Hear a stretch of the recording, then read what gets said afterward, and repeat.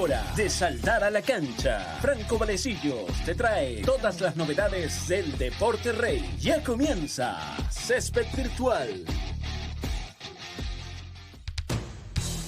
Hoy en Césped Virtual vamos a hablar y a repasar lo mejor del fin de semana porque se definieron muchas copas domésticas y hubo campeones que merecen ser reconocidos. Además, vamos a analizar la lista preliminar de España para la Eurocopa que fue dada a conocer en esta misma jornada y por supuesto nos vamos a meter ya en clima de lo que es la final de la UEFA Champions League de este sábado y también por supuesto de la Liga Fútbol. Esto y más a continuación.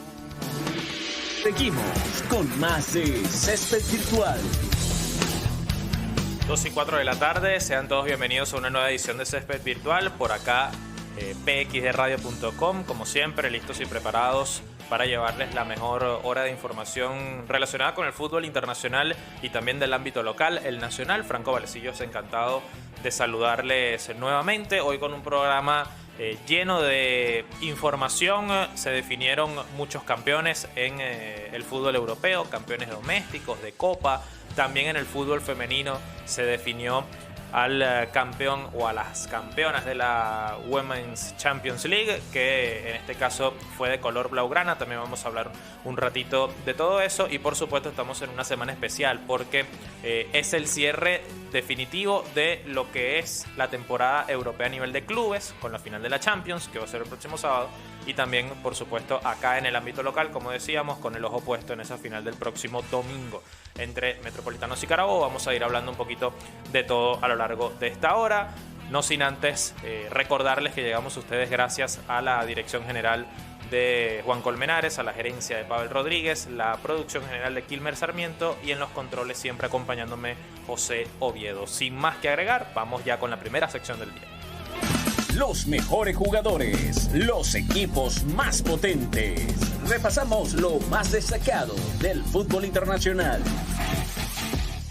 Bueno, y ante la mirada de casi 85.000 espectadores, el estadio de Wembley, el mítico estadio ubicado en Londres, en Inglaterra, se vistió de gala para lo que fue la final de la FA Cup, el torneo o el partido, mejor dicho, que cerraba la temporada en el fútbol inglés. Un partido extraordinario que además nos presentó un derbi de Manchester que fue muy emocionante.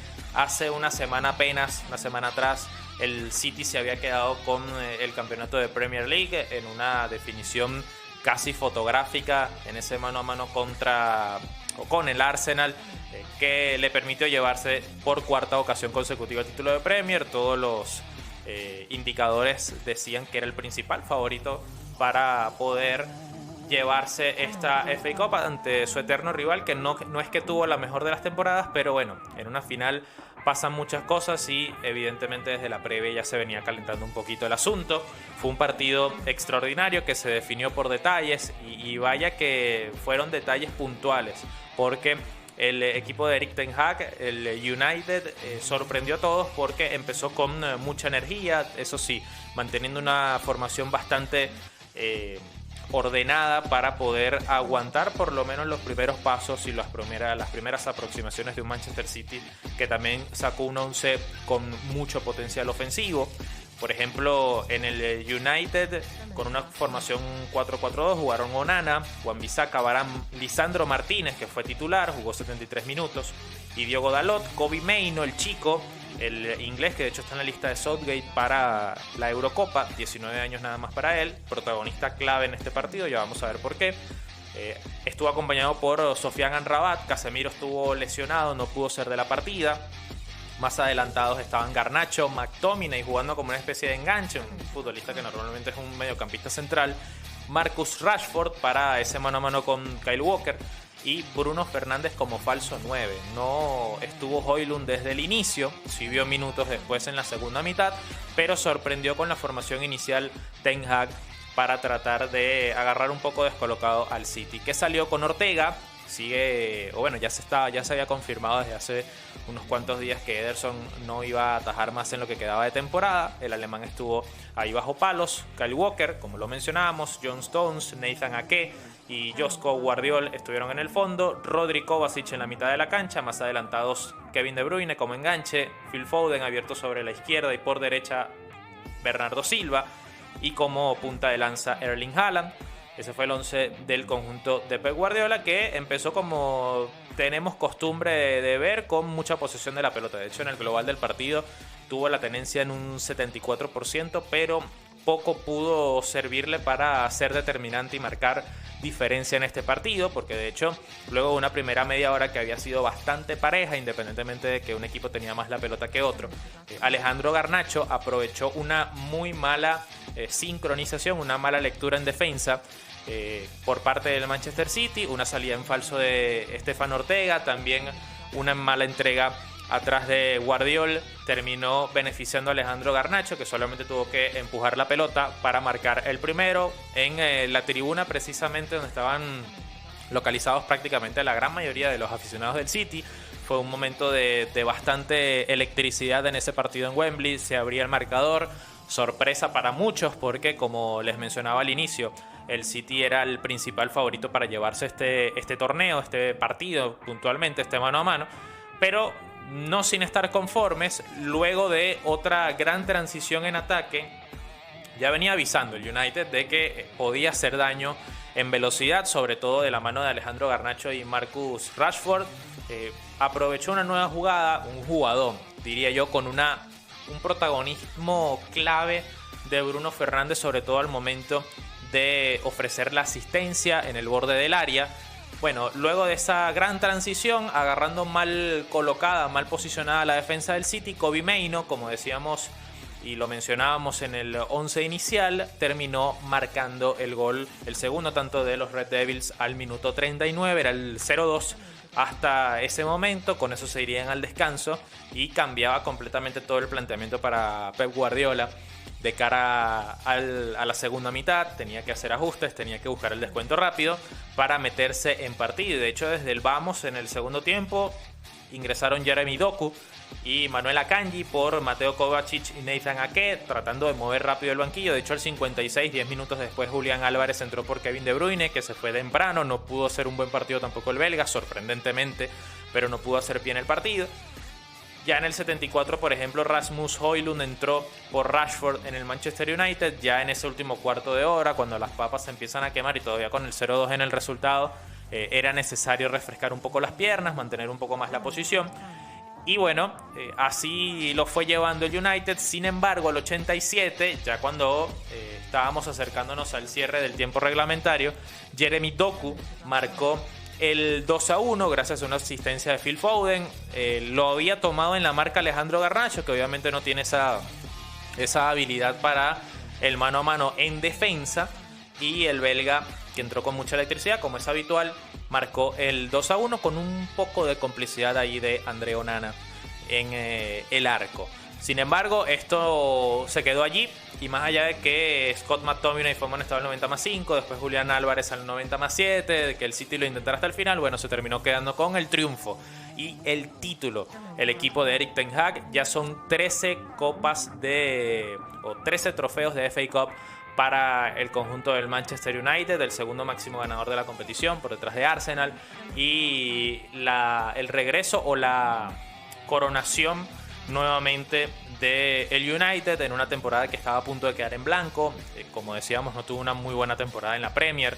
De hecho, estaba muy comprometido, sobre todo pensando en poder acceder a competencia europea, y este torneo no solamente lo gana, sino que también le permite meterse precisamente en competencia continental de cara al próximo curso. Erik ten Hag valoró, porque así consideraba que lo ameritaba, valoró que en estos 2 años y medio aproximadamente que está en el cargo, bueno, los 2 títulos que ha ganado tienen que valorarse, más allá de que no es lo que se espera, por supuesto, de un Manchester United que no jugó de la forma en la que se esperaba, o de la forma que esperaban muchos a lo largo de este curso. Lo cierto es que el Manchester City, luego de ganar el triplete el año pasado, se terminó quedando solamente con un título, que fue la Premier League, un hecho extraordinario que de hecho en la jornada del domingo, ayer 26 de mayo, realizó una celebración en las calles de Manchester, independientemente de haber perdido un día antes, el sábado, la final de la FA Cup, para celebrar precisamente ese título de Premier League. se quedó con un solo título esta temporada. Guardiola dejó en el aire la posibilidad de continuar luego del término del curso que viene, así que podríamos entrar en la última temporada, la próxima digo bien, de Guardiola en el banquillo del City.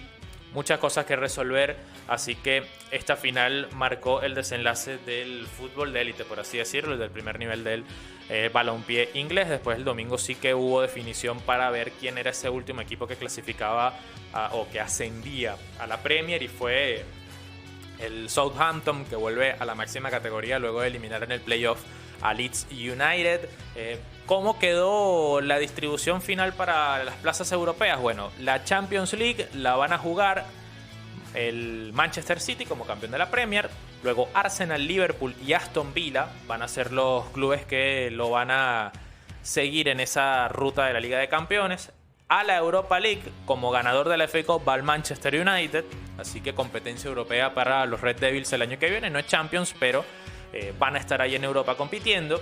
Y como quinto clasificado, el Tottenham también va a jugar allí en la Europa League. Y a Conference va solamente un equipo y terminó siendo el Chelsea, el que terminó perjudicado por ese triunfo en la FA Cup del United. Si no ganaba el United la FA Cup, el Chelsea jugaba Europa League, terminó cayendo a Conference, así que una temporada siguiente que va a ser para reflexionar. La de los Blues, que también vamos a tener allí un poquito de mención porque no va a seguir Pochettino, eso ya lo sabemos desde hace unas cuantas jornadas. Ya se está terminando de definir quién puede ser su sucesor, así que bueno, va a tener un trabajo bastante interesante de cara a la temporada que viene. Así que triunfo extraordinario, quizá contra todo pronóstico, por parte del Manchester United, pero haciendo alusión a su historia y obviamente a su grandeza a nivel nacional y continental, ganando una final que era que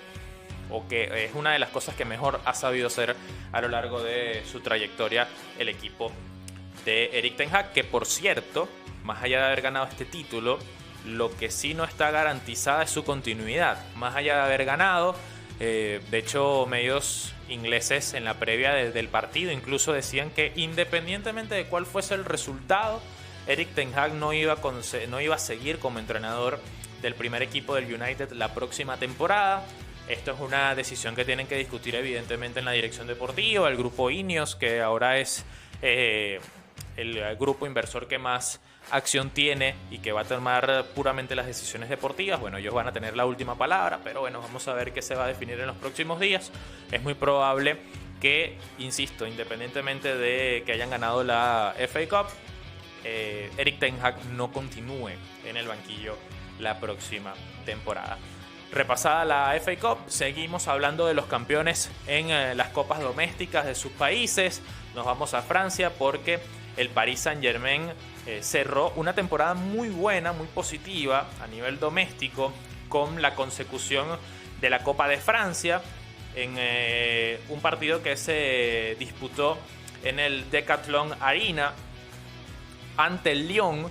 Un compromiso que, bueno, presentaba a dos conjuntos con mucha historia y tradición en este fútbol francés. El PSG, que venía como ya consagrado desde hace jornadas atrás campeón de la Ligue 1, desde hace ya bastantes años seguidos en los que el PSG ha reinado, con entrenadores distintos, con futbolistas diferentes, pero siempre ha coincidido en el hecho de que ha ganado el campeonato liguero, por lo menos en los últimos años, en varias ocasiones. Y en este caso, en la Copa de Francia, con lo que fue también el último partido de Kylian Mbappé oficial con la camiseta del PSG, en donde fue titular, jugó los 90 minutos, se impuso por 2-1, un compromiso en el que, por ejemplo, se mantuvo ese 11 titular, ese 11 tipo que terminó encontrando Luis Enrique en lo que fue la temporada. Donnarumma en el arco, Hakimi, Marquinhos, Lucas Beraldo y Nuno Méndez en el fondo, Vitinha, Zaire Emery, Fabián Ruiz en el medio,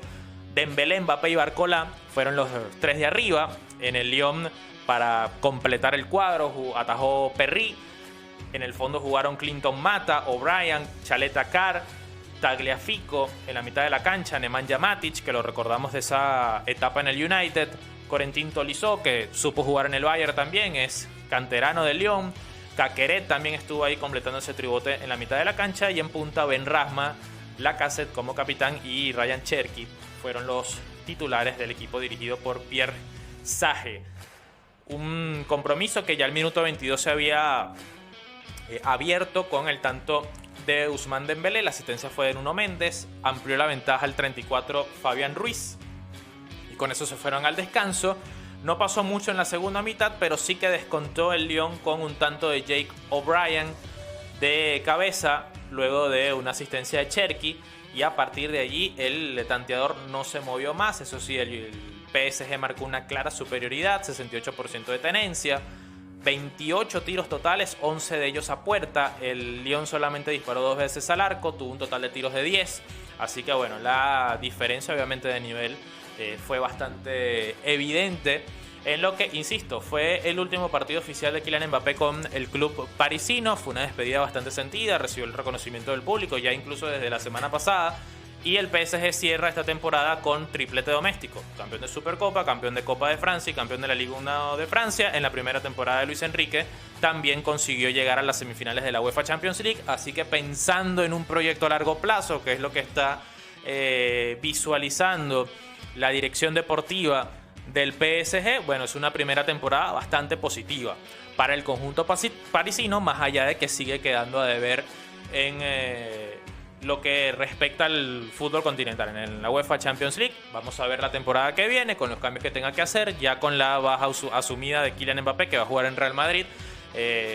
Vamos a ver cómo se va a replantear. Ya Luis Enrique, en la rueda de prensa posterior a la final, dijo entre 5 o 6 fichajes, así que podemos esperar un verano bastante movidito en las filas del conjunto francés, que de hecho ya tiene atado casi a su primer refuerzo. Va a ser el sustituto de Keylor Navas. Keylor Navas ya se despidió y se va como agente libre del equipo parisino, y va a ser Safonov, el arquero ruso del Krasnodar, 20 años, considerado hacer un buen proyecto futuro en el equipo, así que PSG está muy cerca de encaminar ya el fichaje del chico ruso, así que lo cierto es que el PSG terminó la temporada ganando todos los títulos a nivel doméstico. Otro equipo que ganó todo a nivel doméstico, pero en vez de 2 campeonatos, fue el Bayer Leverkusen, y además lo hizo con una carrera extraordinaria, porque no perdió ni un solo partido a nivel doméstico en toda la temporada, y eso es algo que es extraordinario, es histórico, no solamente por ganar su primer título de Bundesliga en 120 años de historia, sino también por la forma en que lo hizo, por el equipo que construyó Xabi Alonso, por el dominio que mostró en cada uno de los compromisos de la campaña, y esa coronación o ese círculo se terminó de cerrar con el partido final de la Pokal, que es la Copa de Alemania, del pasado fin de semana, que enfrentó al equipo del Bayern contra el Kaiserslautern de la segunda categoría, un equipo que también fue una de las grandes sorpresas por meterse hasta esta última instancia, y que propuso un partidazo realmente, porque el compromiso terminó definiéndose por un tanto de diferencia, y fue el golazo, porque fue un golazo. Si no han podido verlo todavía, vayan a su canal de confianza, a YouTube, a los perfiles oficiales de la Pokal de la Bundesliga, porque el gol del suizo fue extraordinario, un riflazo desde 25 metros que se terminó clavando en el arco. Ese fue el único tanto del compromiso, lo que marcó la diferencia, lo que le terminó dando ese campeonato al Bayer Leverkusen de Xabi Alonso, que venía de perder hace unos días atrás, 3-4 días atrás, la final de la Europa League ante el Atalanta, 3-0 además en Dublín, cuando todos soñaban o esperaban, mejor dicho, un triplete, incluyendo la competencia europea del conjunto alemán. Bueno, el conjunto de Gasperini dio la sorpresa, les terminó propinando la única derrota que sufrieron en todo el año. Estamos hablando de que este equipo jugó más de 50 partidos y solamente perdió un encuentro, y ninguno de ellos fue en el ámbito local. Sin embargo, esta final se les complicó también, porque no solamente era el cansancio que había demandado una final continental, sino que también al minuto 44 Odilon Cossonú fue expulsado y tuvo que jugar todo el segundo tiempo el conjunto de Xabi Alonso con 10 futbolistas. Sin embargo, superioridad, 61% de tenencia, 14 tiros totales, 4 de ellos a puerta.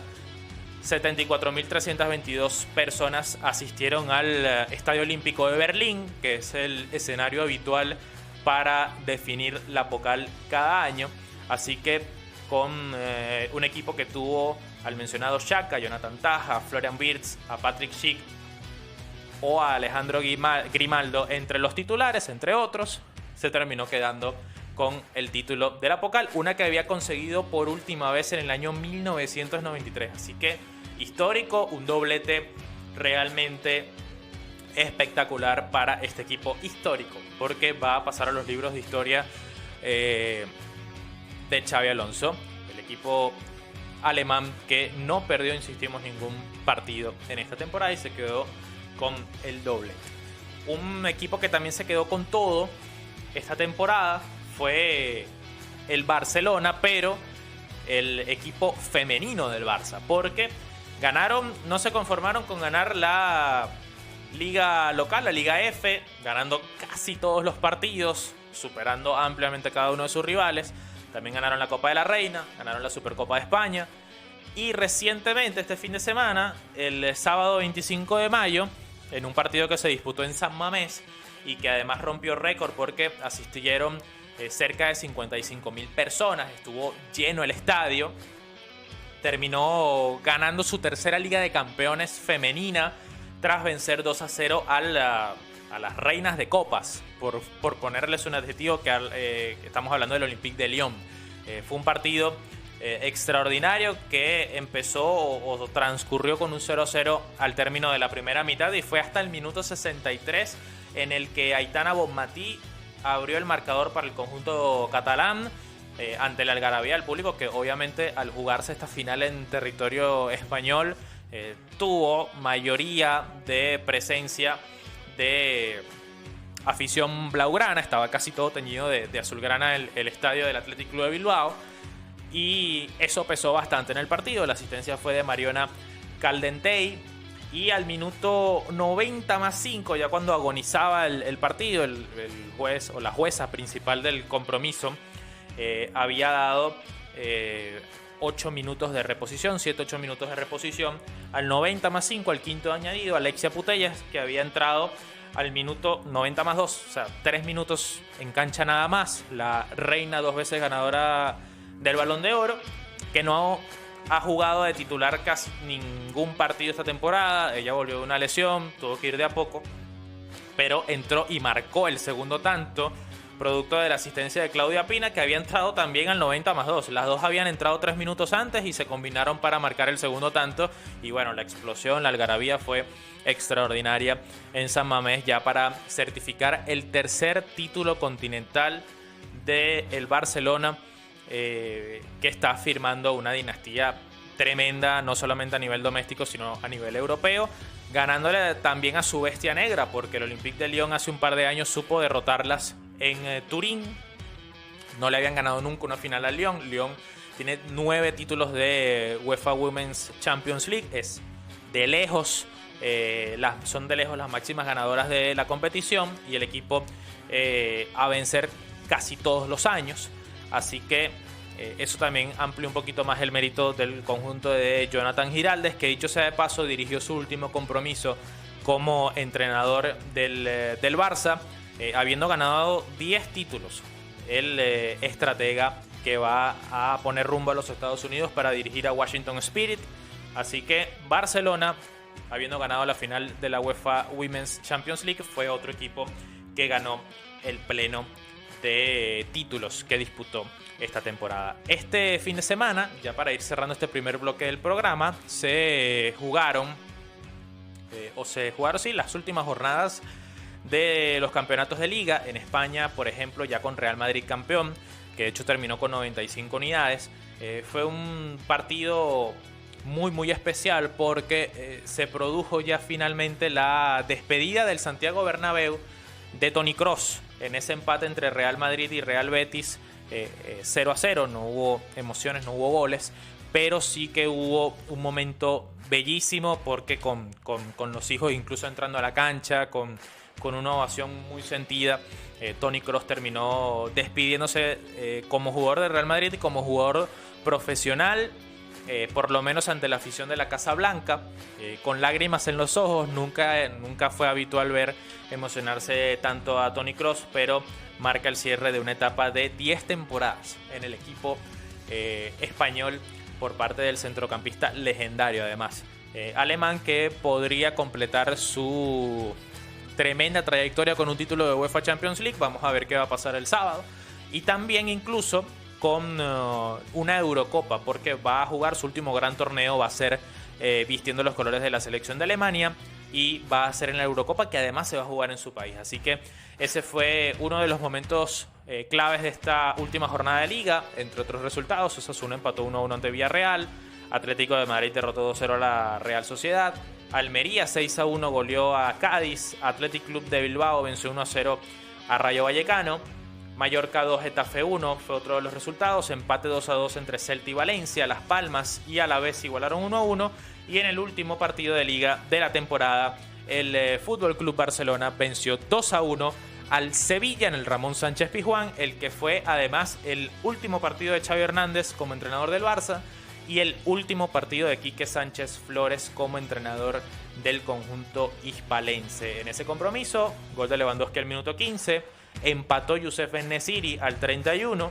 y al 59 Fermín López marcó el 2-1, y con ese resultado el Barcelona terminó segundo del campeonato liguero a 10 puntos de Real Madrid, que se terminó quedando con el campeonato. Otro de los equipos que también celebró bastante, de hecho esta mañana veíamos imágenes de lo que fue la Rúa, puede decir, ¿no? la celebración del Girona con su afición, precisamente por la temporada histórica que tuvieron. Quedaron terceros, 81 puntos, se dice fácil, pero no lo es para nada conseguirlo.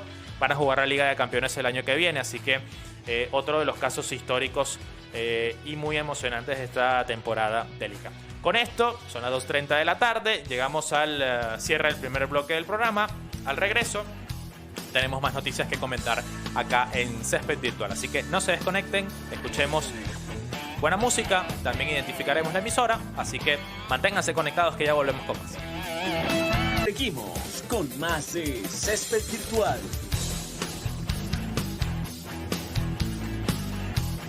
2:39 de la tarde, seguimos con más de Césped Virtual por acá por www.pxradio.com. Les recordamos que si quieren estar conectados con nosotros a través de las plataformas digitales, pueden seguirnos como @césped_virtual. También conectarse con las redes de la casa, @pxradio, para que no se pierdan ningún tipo de novedad con respecto a la emisora y por supuesto con el programa y el mundo del fútbol. Seguimos con más información relacionada con el fútbol internacional, porque ya se están dando movimientos de cara a la próxima temporada, sobre todo en el banquillo. Mira qué cantidad de gente se ha movido en los banquillos en este último tramo de la temporada. Muchas caras nuevas vamos a ver en equipos grandes, incluso a partir de la próxima temporada, liderando sus proyectos.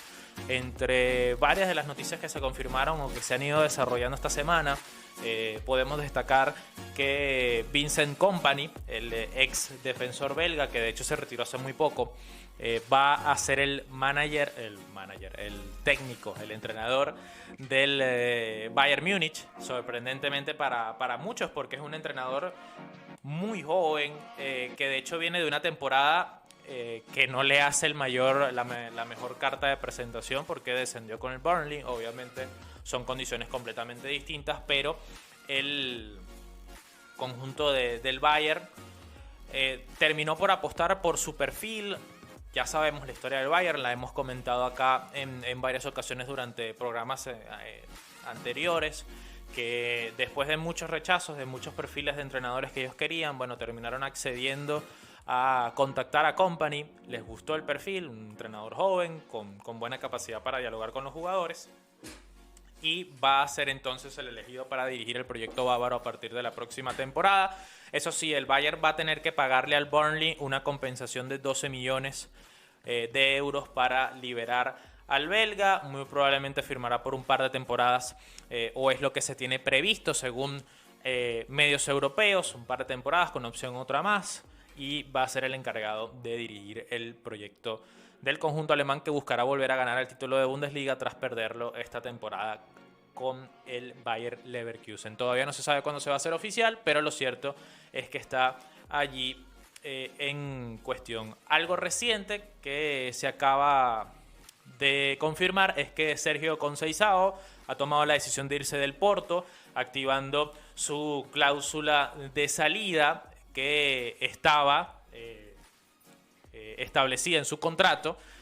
Así que ya el Porto tiene que buscar un nuevo entrenador. Conceição todavía no se sabe a dónde puede ir, pero se prevé que establezca contactos y formalice una negociación con el Olympique de Marsella para ser su próximo entrenador. Eso es noticia reciente de última hora que se acaba de dar durante esta presentación de este programa. Así que Conceição, los que están activos allí con el fútbol portugués, se va a ir de el Porto, activando su cláusula de salida. Un entrenador que está muy cerca de sellar su cambio de banquillo es Enzo Maresca.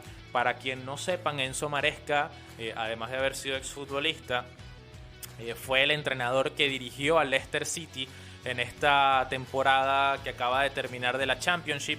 Y no solamente los dirigió, los hizo campeones y los ascendió a Premier League nuevamente.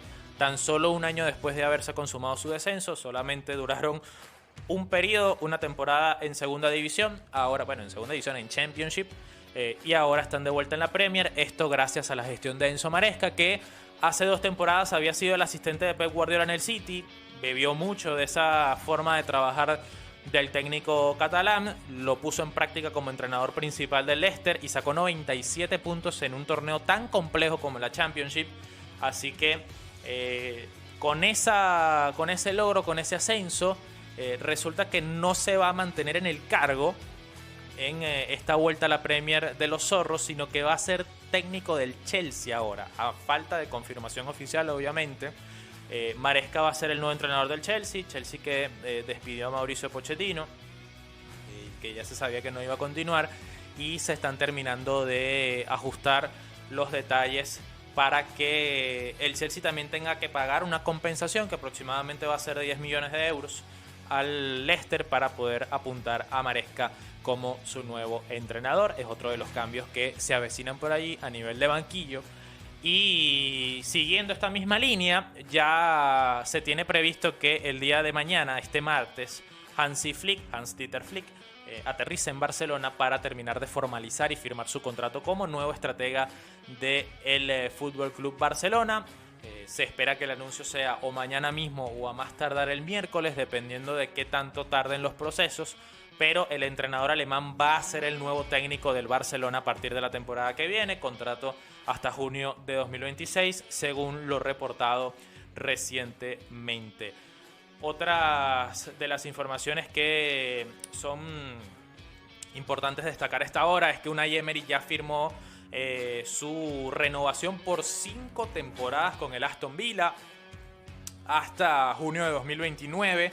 Va a ser el entrenador, Unai Emery, el técnico español, que esta temporada hizo historia al devolver al conjunto de los villanos a la UEFA Champions League después de décadas de espera, y la confianza plena en la directiva para el técnico español, ex Arsenal, ex PSG, ex Valencia, ex Sevilla, bueno, con un recorrido bastante largo y bastante importante, para que sea, bueno, su timonel por los próximos procesos y periodos. Otro que también va a volver a la acción, porque es un técnico de mucha acción, es Antonio Conte, que luego de un año sabático, que ya consideró que era suficiente, va a volver a la Serie A, también otro punto importante, y va a ser el técnico del Napoli. Ya está a punto de cerrarse esa operación también, se están discutiendo ya lo que va a ser los detalles del contrato para firmarlo y posteriormente ser anunciado. El Napoli, que fue el segundo campeón defensor que menos puntos sacó en la temporada siguiente a haber ganado el título. De hecho, se quedó fuera de competencias europeas y estamos hablando de que la Serie A fue el torneo o la gran liga de Europa que más cupos otorgó para las próximas ediciones de los torneos europeos. Esto por el coeficiente de la UEFA, también por una serie de resultados, porque por ejemplo Inter, Milan, Juventus, Atalanta, Boloña van a Champions, Roma y Lazio van a Europa League y Fiorentina, el octavo clasificado, va a la Conference, por lo menos a día de hoy. Fiorentina, que es finalista de la Conference, que dicho sea de paso va a ser este miércoles ante Olympiacos en Atenas. Y el Napoli quedó décimo con 53 puntos. Así que le fue muy mal luego de la salida de Spalletti al conjunto napolitano, y va a querer recobrar o quiere recobrar esa mística y esa forma de competir positiva con Antonio Conte. Entre otras noticias, bueno, también está a punto de confirmarse el apunte o la contratación de Thiago Motta como nuevo preparador de la Juventus. Así que bueno, como ya han podido escuchar, muchos movimientos en los banquillos de los principales equipos de Europa para la próxima temporada. Como ya les mencionaba al inicio del programa, Pep Guardiola tampoco tiene muy claro si va a continuar al término de la siguiente. O sea, va a seguir habiendo mucho movimiento en los banquillos, en los procesos, en los periodos de cara al siguiente año de competencia. Vamos a cambiar rápidamente el panorama, nos alejamos del fútbol de clubes para meternos rápidamente en el fútbol de selecciones, porque estamos ya a pocas semanas, a pocos días del inicio de la Eurocopa y también de la Copa América, torneos que van a poder disfrutar, dicho sea de paso, a través de PX Radio y por supuesto la cobertura a través de Césped Virtual en todas sus plataformas. Hoy estamos hablando de lunes 27 de mayo. Luis de la Fuente dio su lista preliminar para lo que es la Eurocopa, precisamente, que se va a disputar en Alemania. Vamos a repasar rápidamente la lista. Los porteros van a ser, o son en este caso, Unai Simón, David Raya y Alex Remiro. Los defensores, Dani Carvajal, Jesús Navas, Aymeric Laporte, Román Lenormand, Nacho Fernández, Dani Vivian, Pau Cubarsí, Alejandro Grimaldo y Marco Curella.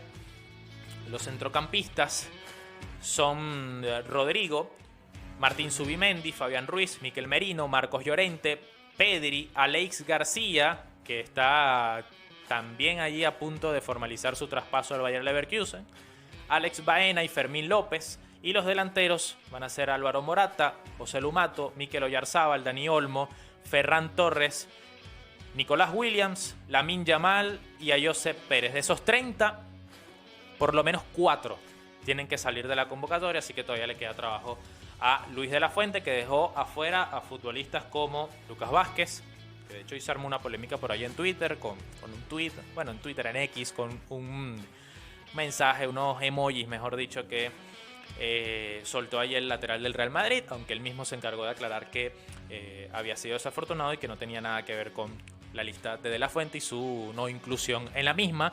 Tampoco están Pedro Porro, por ejemplo, que tuvo una muy buena temporada en el Tottenham. Bueno, polémica siempre va a haber en una lista. También esta misma semana, no fue hoy, pero en jornadas anteriores se confirmó, hace 4 días específicamente, la prelista de Italia para la Eurocopa. Donnarumma, Meret, Provedel y Vicario son los porteros. Acerbi, Bastoni, Velanova, Buongiorno, Calafiori, Cambiaso, Darmian, Di Lorenzo, Di Marco, Mancini y Scalvini. Los defensores: Varela, Cristante, Fagioli, Foloruscio, Fratesi, Jorginho, Pellegrini y Ricci son los mediocampistas. Chiesa, El Shaarawy, Orsolini, Raspadori, Retegui, Scamacchi, Zaccagni son los delanteros. De ahí también va a haber un corte. Vamos a ver qué lista final presenta Luciano Spalletti para competir en la Eurocopa, un torneo en el que son campeones defensores, luego de la obtención en el año 2021 en Wembley ante Inglaterra. Así que esa es la información que tenemos hasta esta jornada del fútbol internacional. Vamos a hablar rápidamente de lo nuestro, claro que sí, porque tenemos que hablar del fútbol venezolano. A continuación repasamos lo más destacado. El fútbol que nos apasiona. Comienza la actualidad del balompié venezolano. Bueno, como ya ha sido habitual en Césped Virtual, repasamos lo más destacado de la Liga Fútbol, el fútbol de primera división de nuestro país, con una fase final que ha sido eterna. 6 jornadas ya finalmente terminaron cada una de ellas. Los 2 cuadrangulares ya tienen definidos, incluso desde la semana anterior, desde la jornada pasada, a sus finalistas para esta edición del Torneo de Apertura 2024. Metropolitanos y Carabobo se van a citar en esa final, pero falta una fecha, faltaba una jornada para terminar de dejar todo armado con el calendario.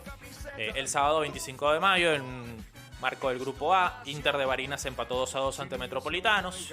Robert Garcés y Marco Bustillo marcaron los 2 primeros tantos para el conjunto violeta, pero empataron Juan Zapata. Bueno, Juan Zapata marcó 2 goles para empatar el partido y sellar la repartición de puntos. Deportivo La Guaira le propinó su segunda derrota de la temporada y segunda caída en fila a la Universidad Central de Venezuela con los goles de Alex Custodio y Miguel González.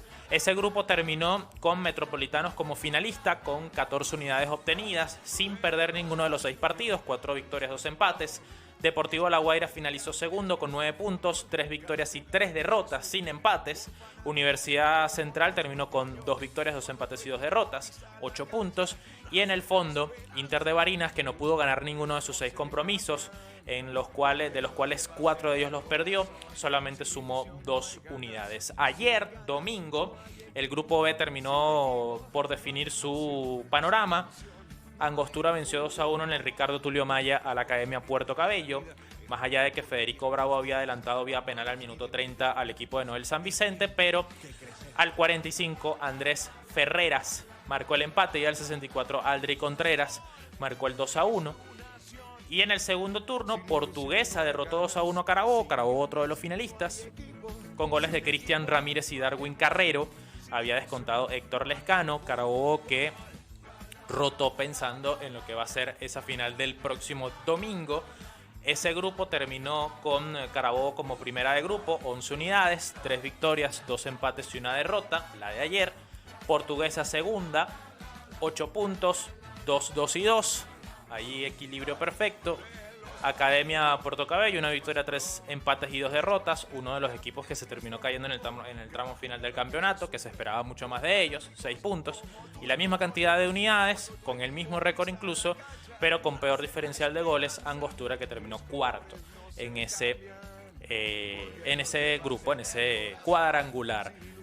¿Cuándo se va a jugar la final? Bueno, atención, apunten ahí, domingo 2 de junio, domingo 2 de junio, a partir de las 5 de la tarde va a ser el pitazo inicial de la final del Torneo Apertura 2024. Carabobo en busca de su primer título del fútbol venezolano en más de 20 años de historia. No ha ganado ningún título, tiene la oportunidad de oro de consagrarse campeón ante su gente. Así que Carabobo va a llegar muy inspirado de la mano de Diego Merino. Y Metropolitanos, que quiere ganar su segundo título de primera división en 3 años, ya lo hizo hace un par de cursos ante Monagas, quiere volver a saberse o a sentirse campeón de la mano de José María Amor, que también fue ese timonel que lo supo sacar Monarcas del fútbol venezolano. Bueno, va a ser un partido extraordinario el que vamos a disfrutar a partir de las 5 de la tarde ese 2 de junio. Si ustedes quieren ir al estadio, agarren datos, apunten allí, voy. Tribuna popular, $5. Tribuna lateral, 7. Y la tribuna principal central, $10. Esos son los boletos, los precios de los boletos para ir al Polideportivo Misael Delgado, que va a ser la sede de la final. Pueden adquirir las entradas a través de Click o en clickboleteria.com. Clickboleteria.com es lo mismo. Así que por ahí van a poder adquirir las entradas.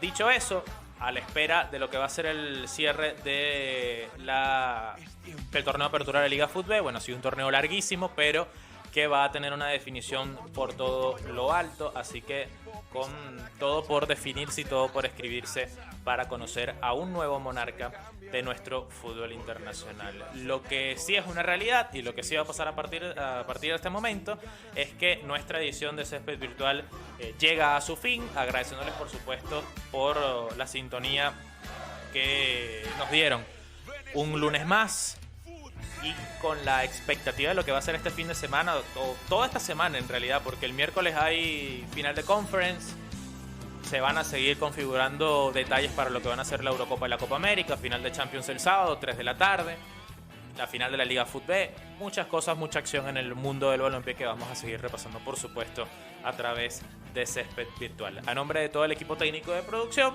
Franco Valecillos por acá se despide, será hasta el viernes, que pasen feliz jornada.